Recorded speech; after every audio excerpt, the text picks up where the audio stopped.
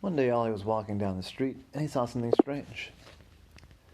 There on the sidewalk was a painting. And it was standing straight up. Except that it wasn't right on the sidewalk, it was hanging a few inches above the sidewalk. And that wouldn't be remarkable all by itself, stop it. Except that it wasn't... I couldn't tell what it was hanging from. There were strings going up, but they just went up, up, up, up, up into the clouds.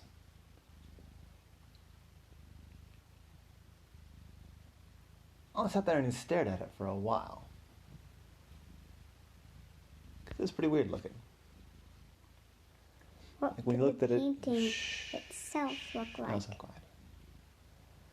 It was a painting of a hillside with nice flowers arranged in a pattern. And over the hillside there was some water and the lighthouse.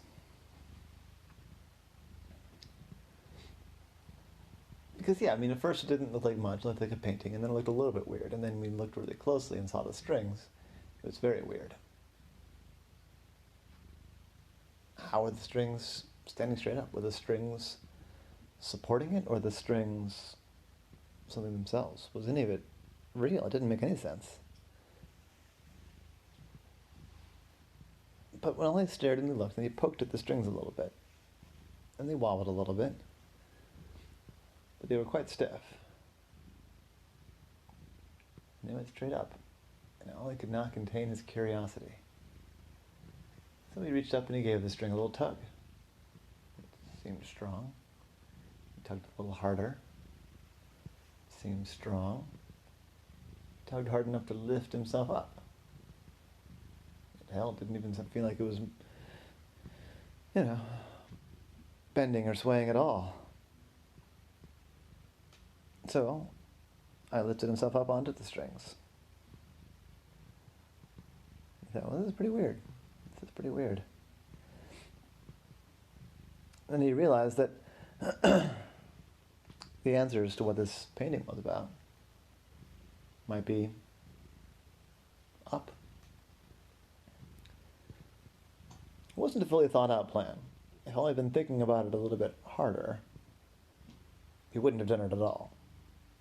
And if he was going to do it, he would have gotten a parachute. But he was just following his curiosity, and so he started to climb. It wasn't a very easy climb, because the string wasn't that big. But Ollie's a good climber. He's got all 8 legs to work with. So up he climbed, climbed and climbed and climbed.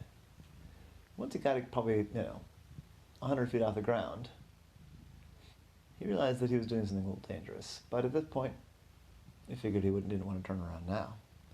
So he kept climbing. He climbed and he climbed. He climbed all the way up until he was in the clouds. Now this is a very, very strange thing. Someone should tell the FAA about this. This could, mess with an airplane pretty bad.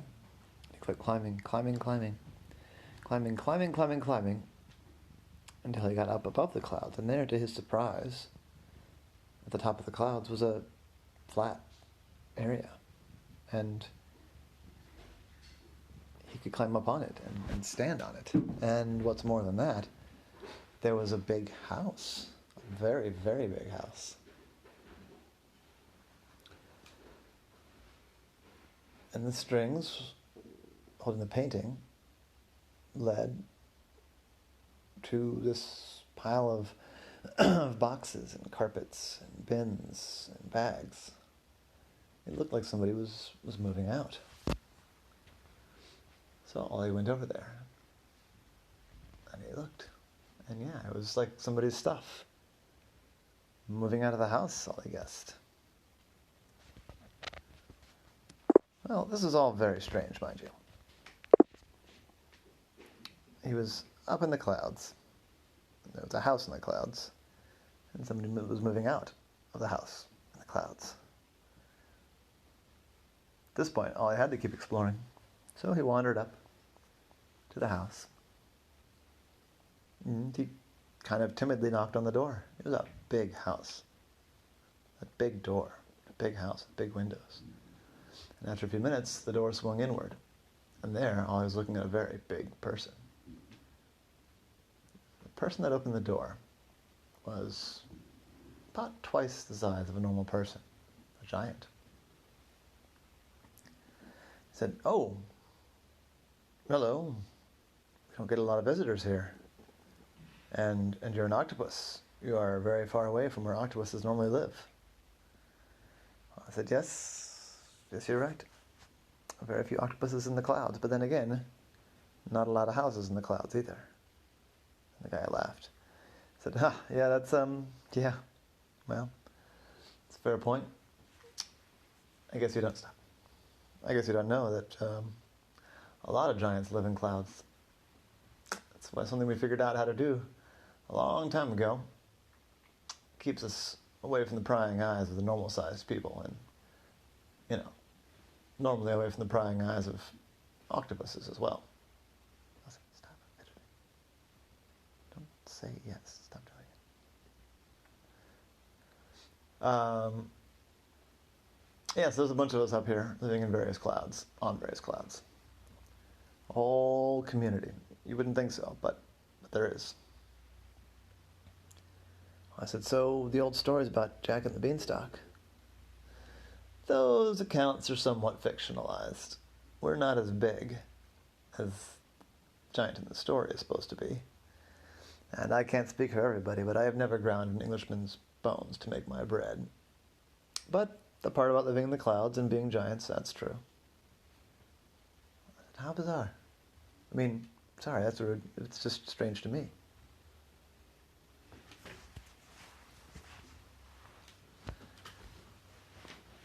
Well, no, it's an unusual thing for sure. I mean, I said there's a lot of us, and there are, but we're a very small portion of the population. This is a question that's going to sound rude, but are you human? And I said, that's a very good question. And there aren't a lot of scientists in our community. And we haven't really mixed with regular people in a long time. So I understand the question. We're pretty well educated up here, but I don't have a good answer for you. We would need to do a genetic test. I'd be fascinated to know. I said, that might be something I could help you with. I said, well, to do that, you'd have to be able to get back up here, and that raises a very good question. How did you get up here? I said, oh, well, I was walking on the sidewalk down on the ground, and there was a painting, and the painting had these long strings leading up. So I climbed the strings. A painting? What painting? I said, oh, well, it's like a scene of a landscape with some flowers and a lighthouse and some water in the background. Oh, man, that must have fallen off. Oh, yeah, oops, that's not great. Can you show me where that is? We need to pull that back up. So Ollie led the giant over. Said, yeah, it goes down. Yeah, you can kind of see it just goes down from there. That's what I climbed up on. Oh, man, yeah, that's not good. And he pulled it back up. Oh, I said, wow, that's a really long string. What's that for? Like, that string's not usually meant to hold paintings. You can see, I'll show you when you get up here. And he pulled it up. He said, see, look, it got caught. The painting fell and caught the string. It's a special string that we do use to bring stuff up and down from the ground. But, yeah, it doesn't mean to hang a painting. I said, what a weird day. I said, yeah, so someone's moving out. Yeah, my son's going off to college. I said, oh, that's exciting. You guys have a college up here? I said, yeah. There's enough of us that there's a college. The economy is not great for giants, but we like to stay educated. Well, I said, what do you mean? I said, well, there aren't really enough of us to have a whole ecosystem of jobs and goods and services, so we have sort of a different economic system up here, but you don't really want to sit here and talk about giant economies on this story, do you? I said, no, I guess not. said, if you wanted, I could help you with this DNA test idea. I said, oh, what do you mean? I said, well, I could take some kind of DNA sample from you. You could lower me down. I could bring it to a scientist that I trust. And I wouldn't tell him what I was looking for. I just would say that I need to know if this DNA sample is human. See, I'm a private eye. I'm an investigator down on the surface. So, I know people like that. And then I could bring the results back up and I could tell you. So I said, yeah, all right. What do you need? I said, I would need, we could probably do it with a cheek swab. Do you have like a cotton swab in a Ziploc bag? I said, a cotton swab I have, a Ziploc bag I don't, but I have a jar. I could put the cotton swab in the jar. Oh, I said, great. All right, let me get the cotton swab. And I took the cotton swab and rubbed it in the giant's cheek. And then put it in the Ziploc, or in the jar, rather. And the giant gave him a little bag for the jar. I said, all right, here's what we're going to do. I'm going to lower you down in a bucket. I said, how will I know? How will you find me? Clouds move around. I said, you don't worry about that. We've got a whole system. So, how much time do you need? Oh, I said, well, to be sure, it can be 2 weeks. And the giant said, all right. I'll pick you up from this spot, this time of day, 2 weeks from now. The bucket will come down, hop in the bucket, I'll lift you back up. I said, all right, I'm really curious to find out. You just stop fidgeting over there. Lie still. So they did that, and I went way down, and when he was riding down in the bucket, he got a little scared. Well, he's not super scared of heights, but it was really quite high. He hadn't really realized how high up he was going when he was climbing, because he just kept looking up. But now, right, passively in the bucket and looking down, he was pretty high up. So he was grateful when he got down to the ground. And he gave the rope 2 tugs. And the bucket disappeared quickly up into the sky. Well, I was amazed that no one saw it, but nobody did. So he took his sample straight to his friend, whose name was Nancy. And she was a geneticist. I said, Nancy, I need you to do me a favor. I said, sure, what's up? I need to know if this DNA sample comes from a human. I said, sure, I can get that turned around for you. How quickly do you need it? I said, I need it pretty quickly. I need to have the results back. I have an appointment 2 weeks from now to deliver the results. I said, all right, yeah, I can do this for you by the end of this week. So at the end of the week, she gave Ollie a call. Said, hey, got your results back. Do you want to come and pick them up? So I went over and picked them up. And she'd summarized it and put it in a manila envelope. I said, you know what? Let me wait to read it if that's all right. I want to read it with the client. She said, sure, it's all pretty well explained in there. It's an unusual case. I'd love to hear more about it if you get a chance. Stop. Hands, stuff. So, when the 2-week mark came, I went and waited, and down came a bucket. A different bucket. The first bucket had been red. This bucket was blue.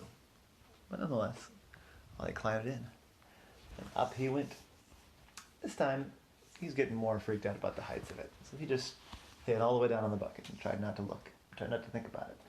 He just thought about being in the ocean, totally safe. Not just on the ground, but in the ocean. He got up there. And there he was.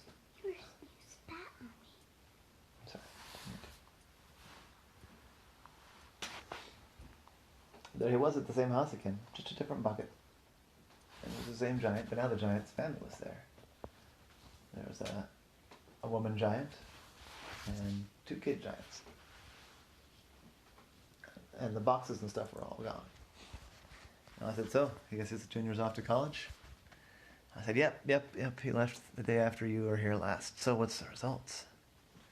I opened up the manila envelope and said, huh, you have, looks like you all have a 94% overlap with the human genome, and then 6% of something totally different. She said she almost missed the 6% because 97% was so much. But that a lot of things have that much in common with humans, but it looked more like a human with a few modifications than it did look like, a dog or a cat or a mushroom. So I think there's probably a lot to explore about how you all giants came to be giants. And it sounds like you already know how you came to be up in the sky. I'd love to talk to you more. How could I get a hold of you again? I said, well,